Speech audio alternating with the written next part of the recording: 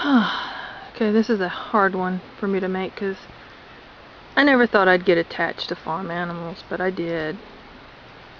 And we lost half our herd last year. On top of all the family stuff, we were dealing with a big parasitic infection here. Coccidia, hookworm. This was Sugar's baby, Lollipop. And the first one we lost was her brother. We didn't name him because we knew he was going to be food. But we noticed while milking one morning, we're milking around 7:30, that he wasn't acting quite right. He was. When we let him out of the little side thing to play in the back paddock, he wasn't very responsive. He did get up, but we could just tell he just didn't seem right. So 11 o'clock I came out here to check on him, less than 4 hours later, and he was dead. I mean, we had no other symptoms, nothing. And then Latte, Marty had a buck and a nanny. And that's Espresso there, the brother. He's out there grazing. Anyway, Latte got sick. And she got to the point where severe diarrhea. Well, I need to go back. All the goats, all the babies, when they started having bowel movements, it was all running. We didn't know any better. It was the first time we've really been doing anything like this out here. And Latte couldn't get up. We took her to the vet.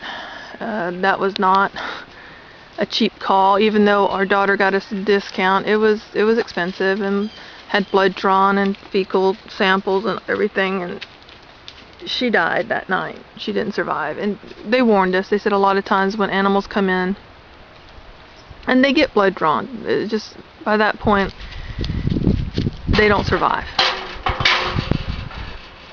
So we started medicating all of them. We spent hundreds of dollars on medications to deworm them, to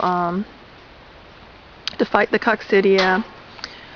And Cookie there got sick, and she got all wasted away, and then she bounced back. This one never got sick. She ate everything we put in front of her, and she ate the dewormer, and that was part of the problem. Marty, when we given her an injection before, she got this bump, and that stayed on her for months. So we decided to give them a feed dewormer, and Marty didn't like it. She wouldn't eat it within the 24-hour period, and we ended up having to force and finally got it down her. But when she got sick, and she died, and we took her in and had a necropsy done, and it was the same thing that killed her daughter. So we put all the goats on medicated feed last year, and Cookie recovered from her illness enough to where we bred her with Espresso, and she had just the one buck, and we've decided to call him Salt. And he was huge. He was bigger than Marty's babies when they were born.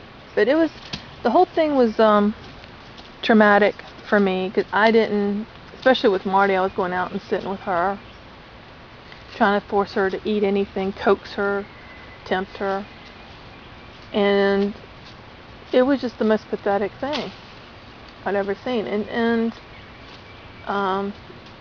looking back, we could have tried other treatments, but I wish we'd have just put her down. I didn't like, that was just, I don't want to see anything suffer like that. But live and learn. So now we're keeping them all on this medicated feed.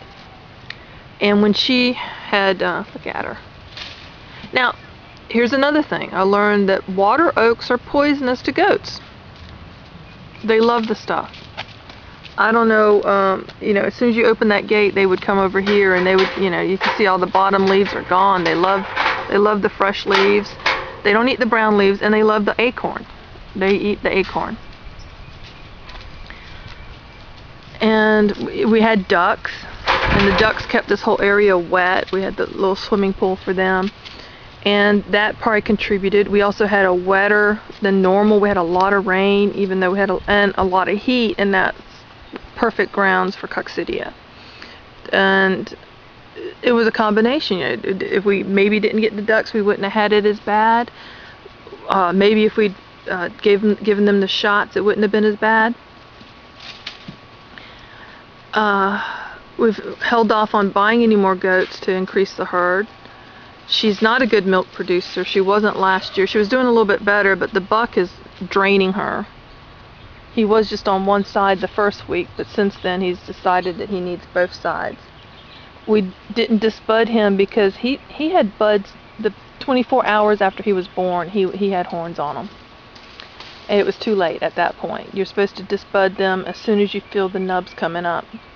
So we just said we're just going to let his grow, because we didn't get them soon enough, and they got these weird horns, malformed horns. That one right there by the gate, rubbing on the gate, is going to probably end up in our freezer soon. We just call him Chops, just so we know which one we're talking about. And Lolly's gotten a little bit darker, and the Salt likes to hang out with her more than he likes to hang out with Mommy. He goes to Mommy when he's hungry, and even though Mommy gives Lolly a hard time, being the dominant female now, we were also surprised that Salt is as friendly as he is, because we didn't bottle feed him. We debated, but we just didn't have the heart. I think with everything we went through last year, we just didn't have the heart to butcher him as a little one.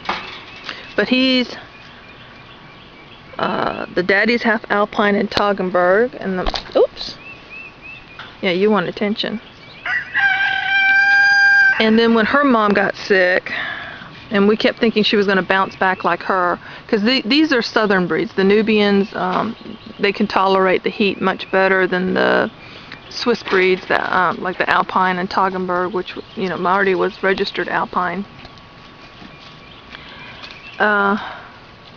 We kept hoping our sister would bounce back, and she literally took months. We kept, you know, she kept eating, she kept moving. We did all sorts of stuff. I was giving her extra vitamins. I was feeding her a special mash. We put her in the, my husband did that with the Pellets, made just a little corral there. And we put her in there to isolate her, because when we would give her special food or try to give her treats or medication, this one would want it.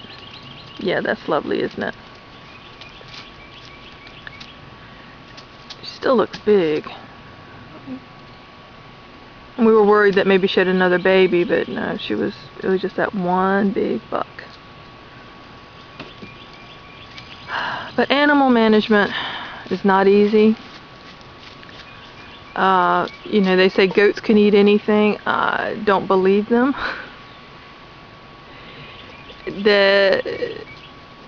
They will nibble, they will try. You know, when I bring something new out, they're like, yeah, their head's in there. And oh, that was another thing. We had a bag of feed we were getting from a big distributor, and they didn't want to eat it. None of them, they turned their heads up on it, but that was the feed. We couldn't see anything wrong with it. And then soon after that also, between the ducks, the weather, the dewormer, and that feed, we don't know what started it, or it was a combination of more than one of those things. And we're just learning, and we try, you know, we got help, we had a vet, we did all sorts, we did what we knew to do or could think of to do. And literally we lost half our herd. Losing Marti, though, was the hardest for me, because I really got attached to her. I mean, I guess she and I had a connection. She liked me, I liked her. I always made, you know, gave her special treats and treated her well. She was the she was the pack leader, herd leader. And I miss her. So anyway, just an update on the herd. There he goes.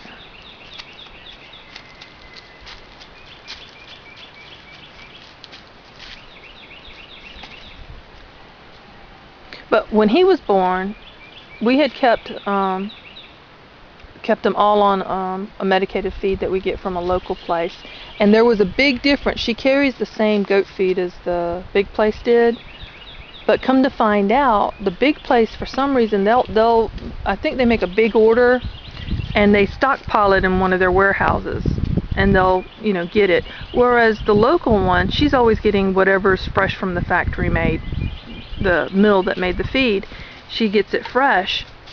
And there was a definite color and smell difference between the same brand of what we got from her and what we got from the big store. So we don't get the feed from the big store anymore. We just get all the feed from her locally, which we should have been doing to begin with.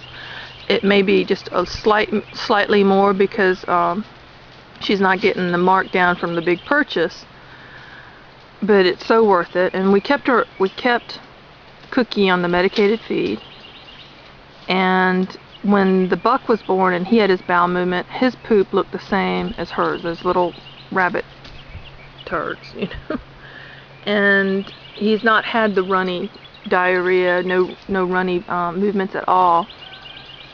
So, and we're keeping them on that feed. We're just not going to risk it. And there is a warning about not eating the meat or drinking the milk from goats fed that feed. And we've done the research, and there's no research that says one thing or the other actually on that. No one's done the research to say it's bad for you or it has no effect. And we're going to chance it because it's better to eat an animal that's not sick.